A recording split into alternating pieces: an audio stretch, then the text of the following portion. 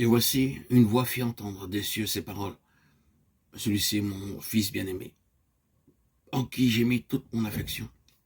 Matthieu 3, 17. Jean-Baptiste vint au monde pour préparer le chemin pour le Seigneur Jésus-Christ. Il commença par prêcher la repentance dans le désert. Mais le message n'était pas facile à accepter pour le peuple. Des gens venaient de loin pour l'entendre. Il ne prêchait pas un message à leur convenance, mais un message pourvu de l'autorité du Dieu vivant. Il ne faisait aucune distinction lorsqu'il disait « Répentez-vous, car le royaume des cieux est proche » Matthieu 3, 2. Ceux qui écoutaient le message se repentaient de leurs péchés, les confessaient et étaient baptisés. Certains ont pu penser qu'ils recevraient quelques bénédictions en étant baptisés par un si grand prophète. Parmi ceux qui venaient se faire baptiser, il y avait des chefs de la nation. En les voyant, Jean s'exclama « Race de vipères, qui vous a appris à fuir la colère à venir ?» Produisez donc du fruit digne de la repentance. Matthieu 3, 7, 8. Un jour, le Seigneur Jésus-Christ vint lui-même pour être baptisé. L'Écriture dit dans l'évangile de Jean que jusqu'à ce jour-là, Jean-Baptiste ne savait pas vraiment qui était le Seigneur Jésus. Jean 1, 31. Notre Seigneur Jésus-Christ vint paisiblement parmi la foule et demanda à Jean-Baptiste de le baptiser.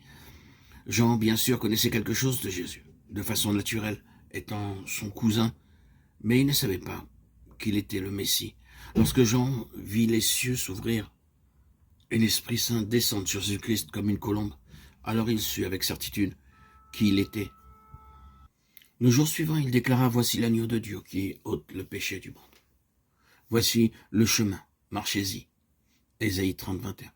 Ce n'est que lorsque la voix de Dieu se fit entendre que Jean sut qui était Jésus. À moins que vous aussi vous n'entendiez la voix de Dieu, vous ne saurez jamais qui il est.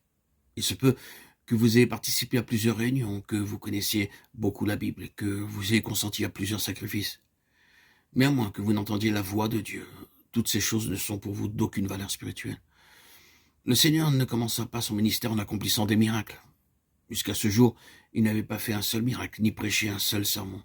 Ce n'était qu'après avoir entendu la voix de Dieu révéler son identité que Jean comprit et put dire que c'était qui était Jésus. S'il voulait jouir de la grâce de Dieu, comprendre sa puissance en plénitude et connaître la pensée de Dieu chaque jour, alors apprenez le secret d'entendre sa voix douce et subtile tous les jours et plusieurs fois par jour. Dieu parle. Le Dieu vivant et puissant. Et il désire que nous entendions sa voix et que nous l'écoutions.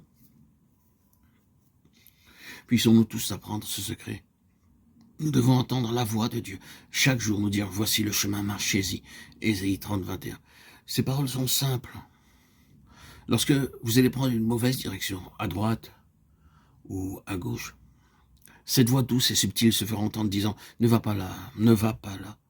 Il y a là quelques dangers. » De cette manière, nous pouvons chacun être conduits quotidiennement dans le droit chemin.